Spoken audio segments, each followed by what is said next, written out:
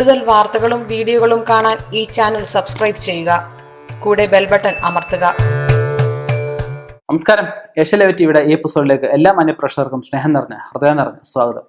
എന്താണ് വിഷയം എന്താണെന്ന് വെച്ച് കഴിഞ്ഞാൽ, തിരുപ്പതി വെങ്കടാചലപതിയെ പറ്റി അറിയാത്തവരാരും തന്നെ കാണത്തില്ല അല്ലെ.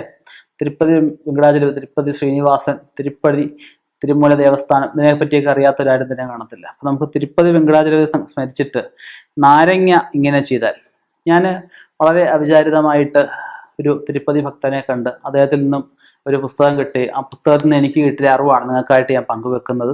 ഞാൻ 1-2 പേർക്ക് പറഞ്ഞു കൊടുത്ത് അവർക്ക് പ്രയോജനം ഉണ്ടായതുകൊണ്ടാണ് നിങ്ങൾക്ക് ഞാൻ പറഞ്ഞു തരുന്നത്.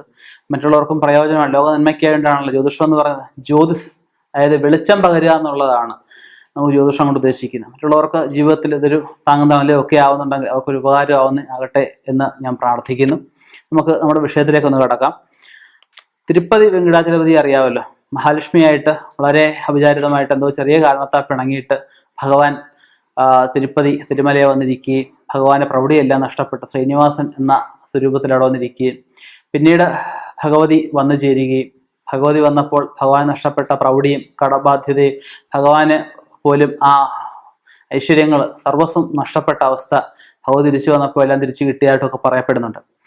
ഭഗവതി തിരിച്ചു വന്ന സമയത്ത് ഭഗവതി തിരിച്ചു വരാനായിട്ട് ഭഗവാൻ ആചരിച്ചു എന്ന് പറയപ്പെടുന്ന ഒരു ആചരണ രീതിയാണ് നമുക്ക് ആ പുസ്തകത്തിൽ നിന്ന് ഞാൻ കണ്ടത്. എന്ന് വെച്ച് കഴിഞ്ഞാൽ, നമ്മളൊരു 5 നാരങ്ങ മുറിക്കുക. 5 നാരങ്ങ മുറിച്ചിട്ട് കറക്റ്റ് നടുകയെ മുറിക്കുക. അപ്പം തുല്യമായിട്ടുള്ള 10 പീസ് നമുക്ക് കിട്ടും.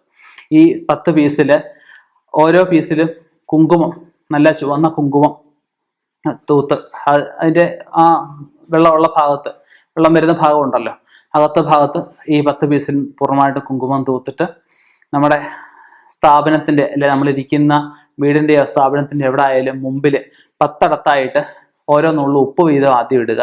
അതിൻ്റെ മുകളിൽ ഓരോ നുള്ളു കുങ്കുമം ഇടുക. ആ ഇട്ടതിൻ്റെ ആ 10 ഇടത്ത് ആയിട്ട് പറ്റുവാണെങ്കിൽ ഒരു മഞ്ചിരാത്, ഇല്ല എങ്കിൽ ഈ നാരങ്ങ ആയാലും മതി. മുറിച്ച നാരങ്ങ അതുപോലെ കുങ്കുമത്തിൽ പരട്ടി അവിടെ ഈ 10 പുറത്ത് വെക്കുക. അതിനുശേഷം 2 മൺചിരാത് അല്ലെങ്കിൽ 2 പഴയകാലത്ത് ചിരട്ടയ്ക്കകത്ത് എണ്ണ ഒഴിച്ച് കത്തിച്ചു എന്നാണ് പറയുക, ഈ കഥയ്ക്കകത്ത് പറയുന്നത്. അപ്പൊ നമുക്ക് പറ്റുവാണെങ്കിൽ മൺചിരാത് കത്തിക്കുക, ഇല്ല എങ്കിൽ ഒരു നിലവിളക്ക് കത്തിച്ച് വെച്ച് കഴിഞ്ഞാൽ, സ്ഥാപനത്തിന് വെളിയിൽ ആർക്കും വെക്കാൻ പറ്റുന്നില്ലുണ്ടെങ്കിൽ സ്ഥാപനത്തിനകത്ത് എവിടെങ്കിലും ശുദ്ധവൃത്തിയായിട്ടുള്ള ഏതെങ്കിലും മൂലയ്ക്ക് വെച്ചാലും മതി. നമുക്ക് സമ്പത്ത് അധിപതിയായിട്ടുള്ള ലക്ഷ്മി ദേവി കടാക്ഷിക്കാനും നമുക്ക് സാമ്പത്തികം വളരെ നല്ല രീതിയിൽ നമ്മളിലേക്ക് വരാനായിട്ടും ഒരുപാട് ഭാഗ്യങ്ങൾ നമ്മളിലേക്ക് വരാനായിട്ടും സർവ്വ ഐശ്വര്യങ്ങൾ സിദ്ധിക്കാനായിട്ടും ഭഗവതി തീർച്ചയായിട്ടും കടാക്ഷിക്കും. നമ്മുടെ സ്ഥാപനത്തിലും നമ്മുടെ വീട്ടിലും എല്ലാം ഭഗവതിയുടെ ഒരു കടാക്ഷം തീർച്ചയായിട്ടും ഉണ്ടാവും. അതിലൂടെ നമുക്ക് ഉയർച്ചയുടെ പടവുകൾ ഓരോന്നോരോന്ന് താണ്ടി മുന്നോട്ട് പോകാൻ സാധിക്കും. അപ്പം ഈ അറിവുകൾ ആരെങ്കിലുമൊക്കെ ഒന്ന് ചെയ്തു നോക്കുക, തീർച്ചയായിട്ടും ഉപകാരപ്പെടട്ടെ എന്ന് പ്രാർത്ഥിക്കുന്നു. തിരുപ്പതി വെങ്കടാചലപതയെ നമ. ഓം മഹേശ്വരാഭ്യാം നമ. ഓം ലക്ഷ്മീനാരായണ മൂർത്തയെ നമ. നിർത്തുന്നു. നന്ദി, നമസ്കാരം.